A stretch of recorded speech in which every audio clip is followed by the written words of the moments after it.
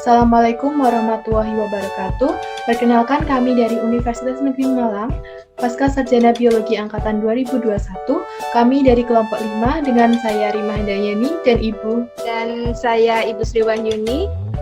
Pada kesempatan ini, kami akan memaparkan perancangan dengan model group investigation yang sintaksnya yaitu tahap pertama, seleksi topik, tahap kedua, merencanakan kerjasama, tahap ketiga, investigasi, tahap keempat, penyajian atau mempresentasikan laporan akhir, dan tahap kelima, evaluasi. Dengan 2 pertemuan. Sebelum masuk ke implementasi, kami melakukan observasi serta melakukan studi literatur. Ya, untuk pertama, adapun tujuan pengembangan desain dan strategi pembelajaran inovatif ini ada 4. Yang pertama yaitu menganalisis secara kritis dan menemukan permasalahan pembelajaran biologi di SMAN 2 Lambandia. Yang kedua, menghasilkan alternatif perancangan strategi pembelajaran biologi inovatif dengan mengoptimalkan pemanfaatan teknologi dan sumber belajar di lingkungan sekitar peserta didik. Yang ketiga, menguji keefektifan model group investigation pada sistem sirkulasi untuk dapat mengoptimalkan kemampuan kritis dan kolaboratif siswa SMN 2 Lambandia. Kemudian yang keempat adalah melatih kemampuan siswa untuk berinteraksi dengan siswa lain, guru, dan lingkungan. Kemudian hasil observasi kami yaitu bahwa di lapangan diketahui masih ditemukan siswa yang sulit untuk bekerja sama atau masih bersifat individual dan kemampuan berpikir kritis siswa masih rendah. Hal ini dikarenakan kondisi saat ini selama pandemi siswa belajar secara daring sehingga tugas yang diberikan guru rata-rata masih bersifat tugas individu. Kemudian soal yang diberikan belum cukup untuk membuat siswa untuk berpikir kritis. Pembelajaran juga belum banyak mengembangkan sikap kritis siswa sehingga kemampuan berpikir kritis siswa tergolong rendah. Proses penilaian yang dilakukan oleh guru pun masih berfokus pada penilaian kognitif. Untuk penilaian psikomotorik dan sikap belum dapat dilaksanakan secara maksimal. Untuk bahan ajarnya masih manual dan belum memanfaatkan teknologi secara optimal. Berdasarkan hasil kajian konseptual atau hasil analisis artikel jurnal internasional, ada beberapa konsep yang kami temukan. Di antaranya yaitu siswa mengeluhkan kesulitan belajar di siswa biologi, penggunaan strategi pengajaran yang berpusat pada siswa di kelas dapat efektif untuk meningkatkan kinerja akademik siswa. Kurikulum 2013 menggunakan pendekatan saintifik, adapun dalam pembelajaran di abad 21, siswa diharapkan memiliki keterampilan berpikir kritis. Salah satu soft skill yang penting dikembangkan adalah sikap sikap kolaboratif.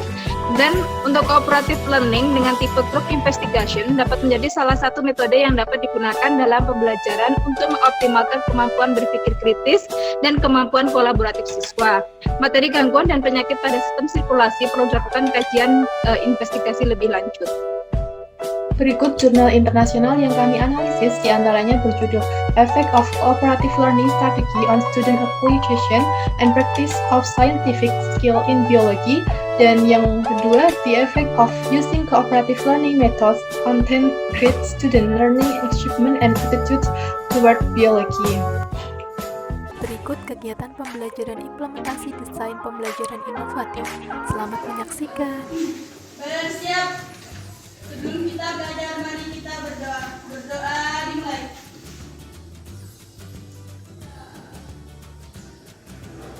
Berdoa selesai.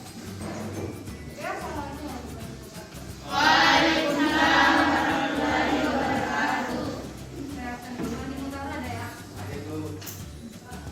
Ada nggak masuk ini? Ada. Sudah, silakan siapkan semua alat-alatnya. Baik, untuk pertemuan kita hari ini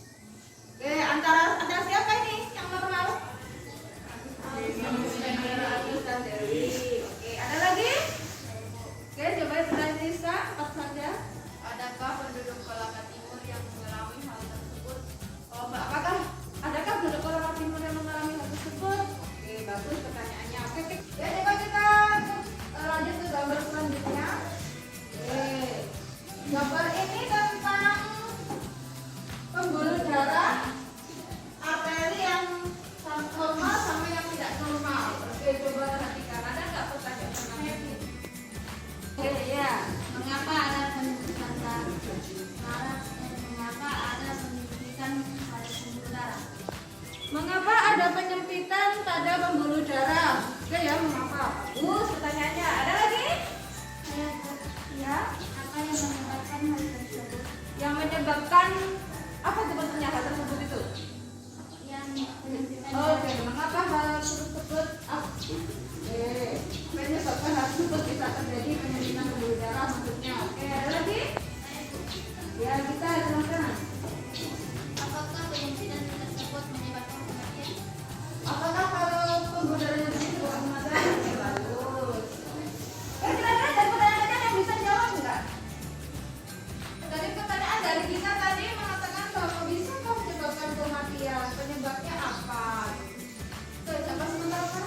Sementara yang menyebabkan kematian yang bisa, Bu? Bisa ya? Oke. Ada yang berpikir tidak bisa? Bisa semua? Ya. Oke, lanjut ke pertanyaan ke gambar ini. Gambar apakah ini? Jantung. Jantung. Oke. Ini jantung juga memiliki pembuluh darah. Nah, pembuluh darahnya namanya pembuluh darah apa itu? Ya, pembuluh darah koroner. Pembuluh darah koroner. Oke, berdasarkan gambar ini, ada yang bisa kalian tanyakan? Cek saya, Bu. Oke, Uma? Cek saya, Bu. Ya. Apakah ada pengaruhnya penyempitan terhadap pembuluh darah pada jantung? Ya, adakah pengaruhnya penyempitan pembuluh darah pada jantung? Pengaruhnya pada jantungnya maksudnya ya? Ya, Bu. Oke. Ada lagi? Ya, silakan. Apakah bisa menyebabkan sakit? Kira-kira bisa tak? Bisa. Ada lagi yang bertanya? Ya, silakan. Bisa disembuhkan? Apakah bisa disembuhkan? Oke, bagus pertanyaannya. Ada lagi? Bu. Oh ya, yang terakhir ya. Ya, silakan. Bisakah diobati penyakit tersebut? Bisakah diobati penyakit tersebut? Oke, kira-kira bisa nggak? Bisa. Oke, untuk mengatakan bisa tidaknya apa? Khususnya pada fungsi darah, jantung, pembuluh darah yang menyebabkan gangguan sistem peredaran darah manusia. Jadi tadi itu tentang bagaimana nanti perubahan itu dapat menyebabkan penyakit atau kelainan pada alat peredaran darah yang pernah kalian pelajari pada materi sebelumnya. Oke. Oke, untuk kegiatan belajar agar lebih mudah, silakan kalian saya bagi kelompok, ada 4 kelompok. Ada kelompok 1, kelompok 2, kelompok 3, kelompok 4. Oke. Oke, semuanya sudah duduk secara berkelompok? Ya, kelompok 1 mana? Masih indah. Oke, kelompok 2? Kelompok 3? Oke, kelompok 4? Sudah lengkap penanggutannya ya? Sudah lengkap? Saya pilih bagikan LKPD dulu untuk mempermudah belajar kalian. Yang lainnya boleh lihat lewat HP yang sudah saya kirim ya. LKPD saya juga lewat WA.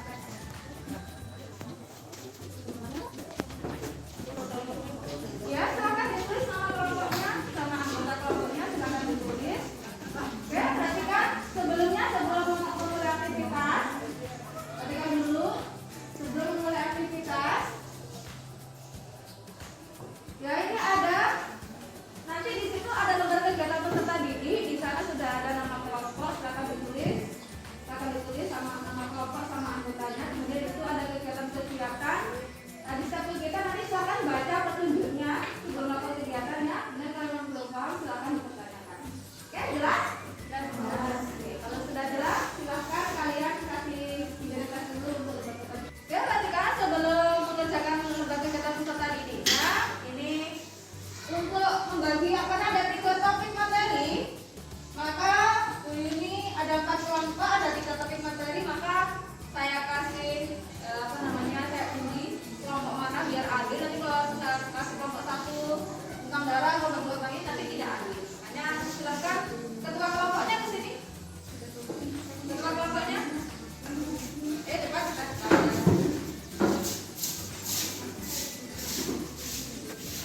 Ya, silakan.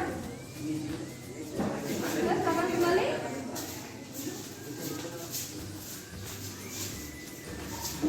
Kalau sudah, silakan dibuka. Kelompok 1 dapat apa? Oh, kelompok 1 ini ya. Kelompok 1 dapat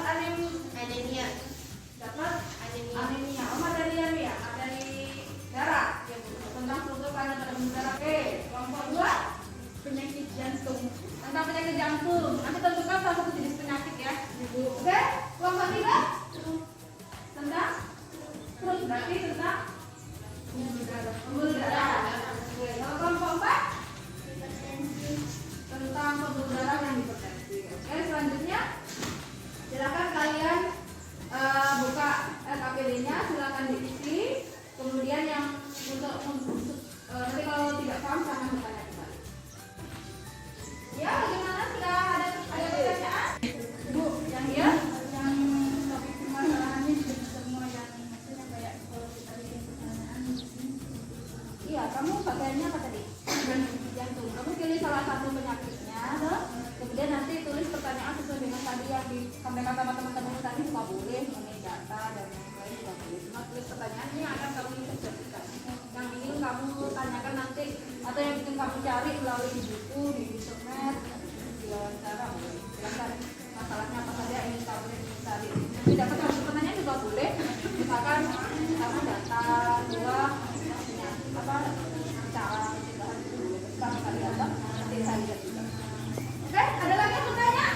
Saya Bu dari kelompok 4. Oke, Suci ada pertanyaan tadi tentang apa, ada kesulitan apa ini? Bolehkah kita mencari data jumlah penyakit hipertensi dari internet? Dari internet boleh, tapi yang paling bagus nanti kalau kalian juga bertanya sama dokter atau bidan atau perawat yang jadi kalian toh.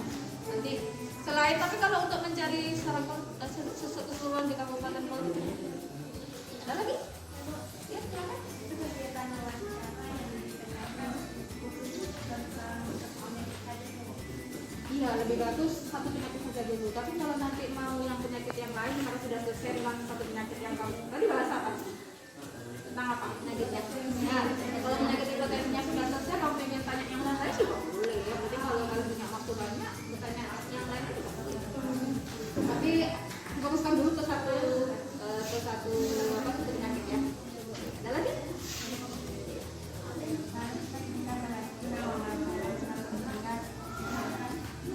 Ya dong, biar apa? Biar kalian lebih tahu dokternya siapa di daerah itu. Jadi biar juga kalian, maksudnya data kalian nanti itu bahwa benar-benar ada di desa kalian. Ya, ada lagi? Nggak ada. Ada yang nama lagi nama? Ya. Ada yang lagi? Ada yang bertanya? Nggak ada, silakan dilanjutkan tadi untuk kegiatannya.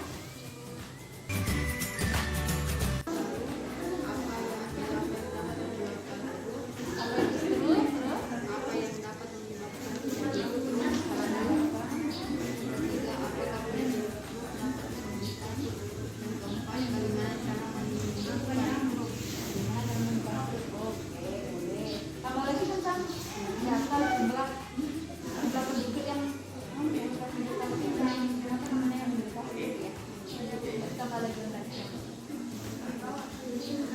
iya, tentang penduduk. Kalau nggak cukup boleh dibalik. Ini ada pertanyaannya di sini. Ini hanya pertanyaan pelajaran kerjasama kan nanti sudah dilakukan. Kamu pakai kerjasama apa? Nah, nanti buku paketnya ditulis penyakit siswa juga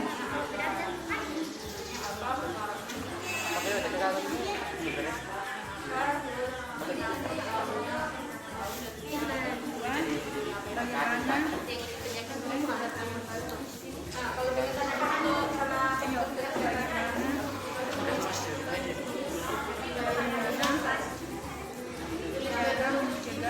enggak, salah satu aja. Tapi dibantu kan kamu bagi kelompok, kamu bagi misalkan begini, kamu bagian cari buku, satunya bagian cari di internet, satunya berarti diwawancara bikin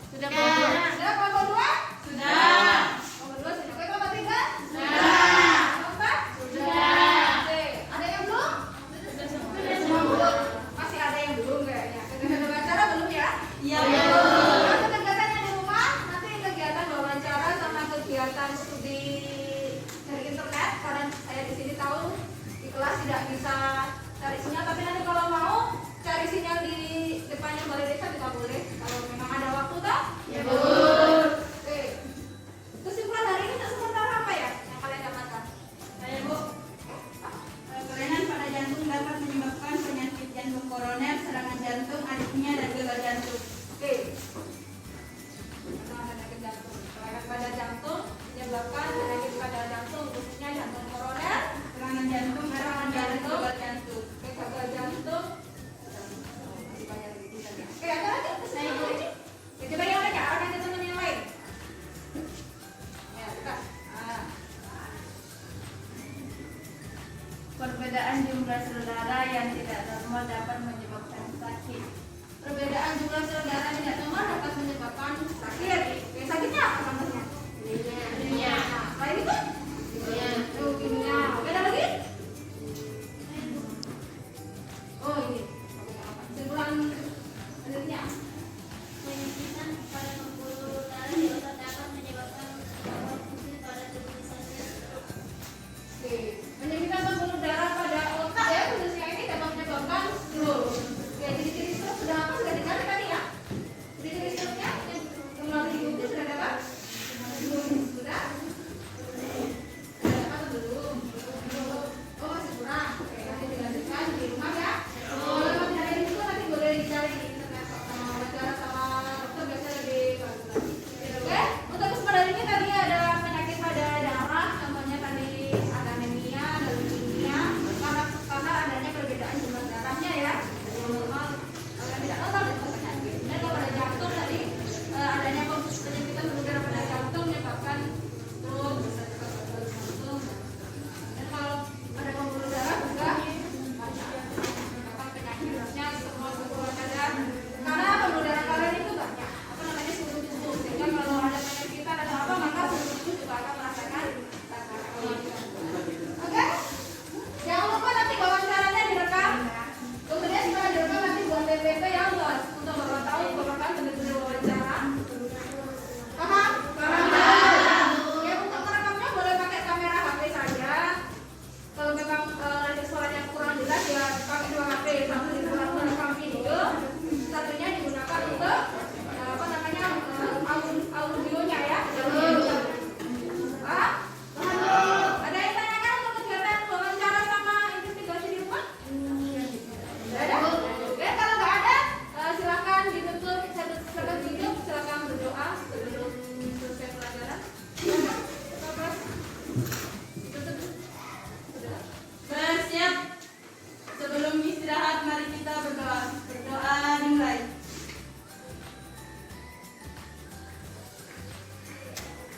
Doa selesai. Ya, saya akhiri. Assalamualaikum warahmatullahi wabarakatuh.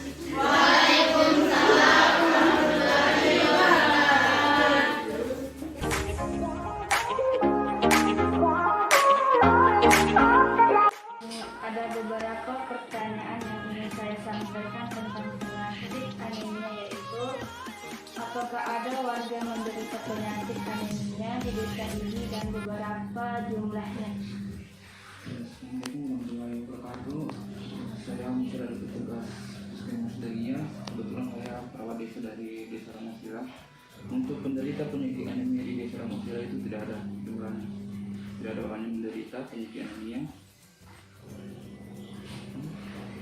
Apa penyebab orang menderita anemia? Jadi gejala anemia itu beda-beda. Ada sama ibu hamil dan ada yang sama orang dewasa.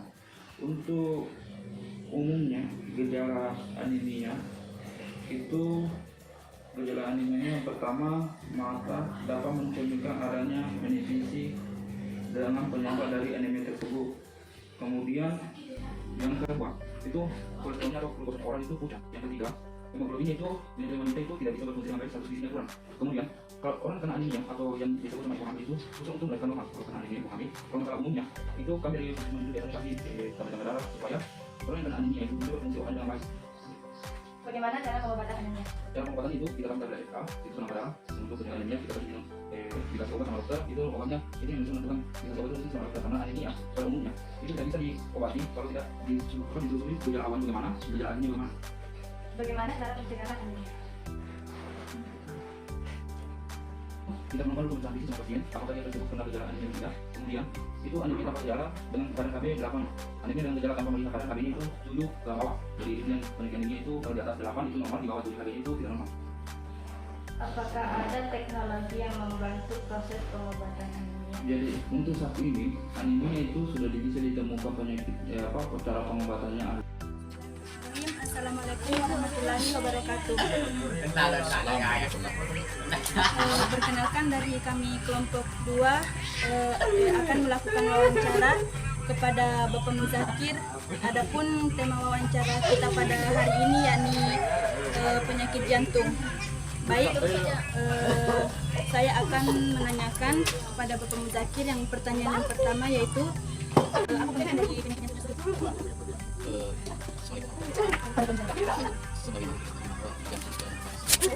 Baik, yang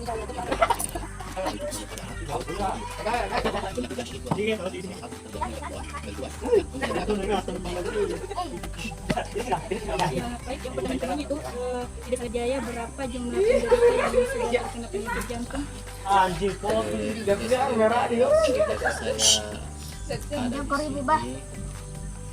Yang pernah saya periksa ya, ada 2 orang di Desa Jaya yang pernah terkena penyakit jantung. Apa yang menyebabkan penyakit jantung dapat terjadi? Salah satu yang menyebabkan penyakit jantung terjadi pada seseorang itu pertama adalah daya kulit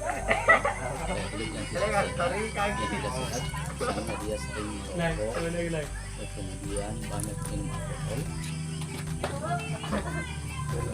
kemudian faktor makanan. Baik, pertanyaan selanjutnya itu bagaimana cara Upaya yang harus kita lakukan yang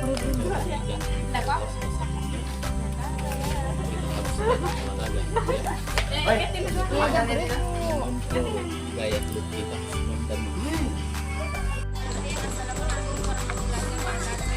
Waalaikumsalam warahmatullahi wabarakatuh. Perkenalkan, kami dari kelompok 3 akan bertanya kepada Bapak Muzakir, dan adapun pertanyaan saya yaitu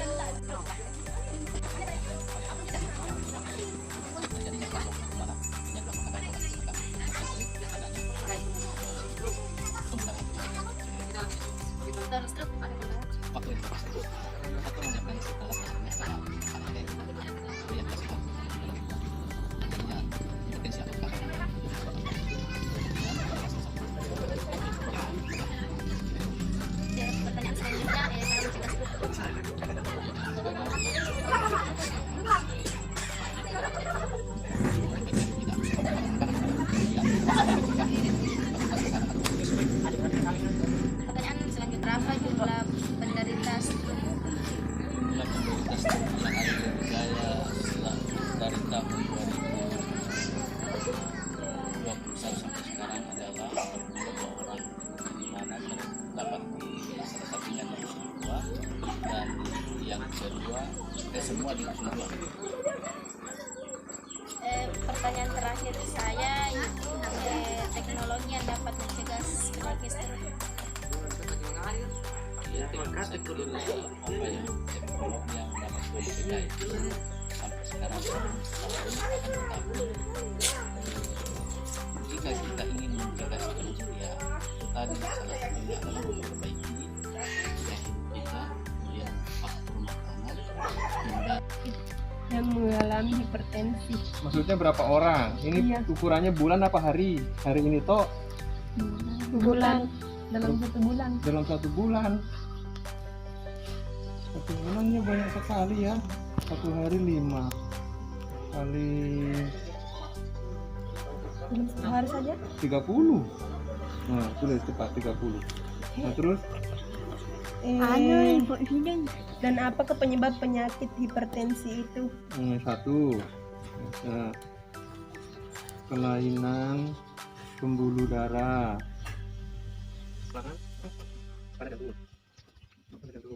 Kelainan ginjal. konsumsi makanan. Konsumsi makanan.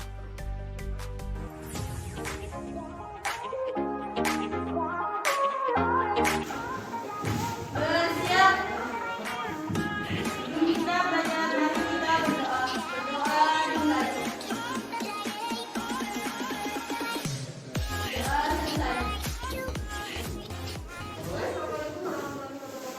Doa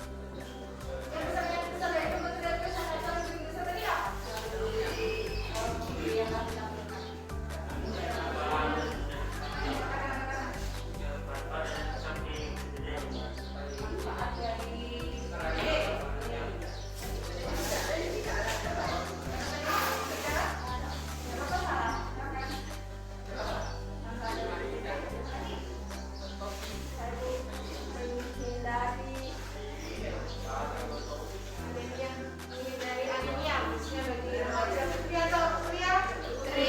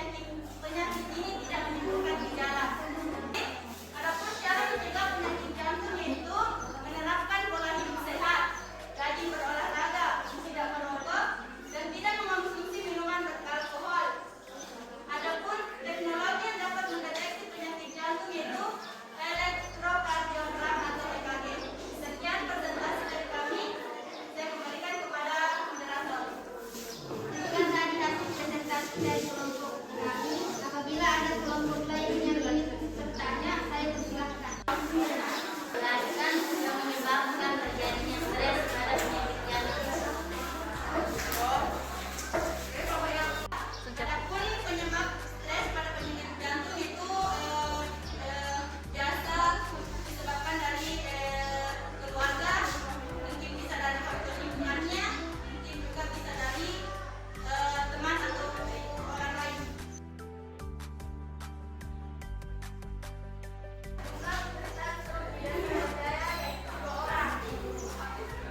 Kan terjadinya penyakit stroke pada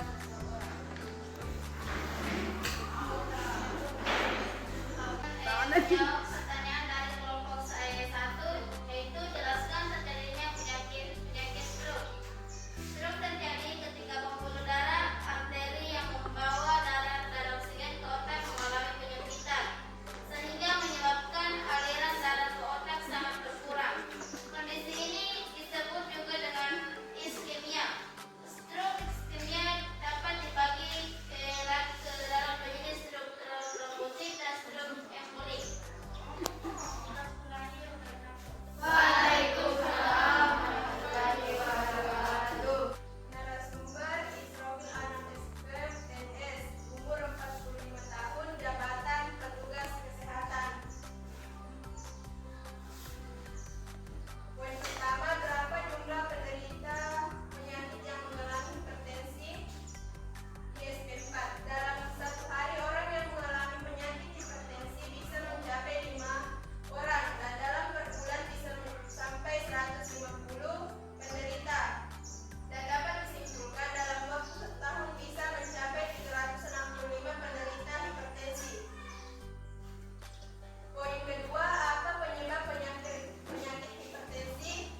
Penyakit hipertensi dapat disebabkan antara lain sebagai berikut: kelainan pembuluh darah, permasalahan pada jantung, kelainan ginjal,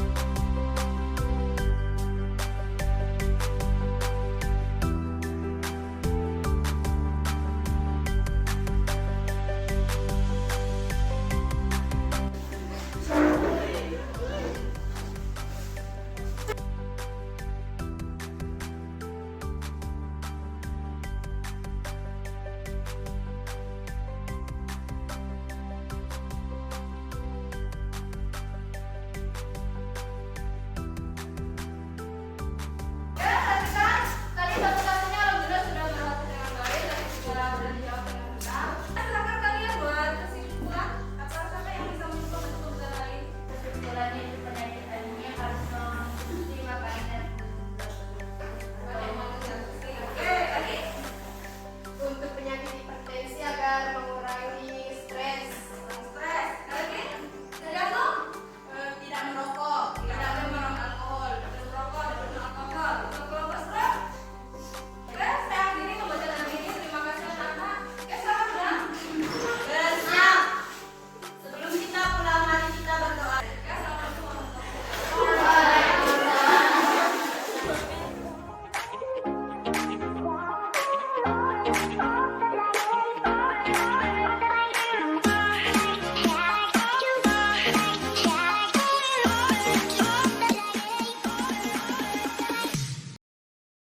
Baik, dari kegiatan implementasi tersebut dapat diketahui bahwa siswa antusias dalam mengikuti pembelajaran yang diberikan.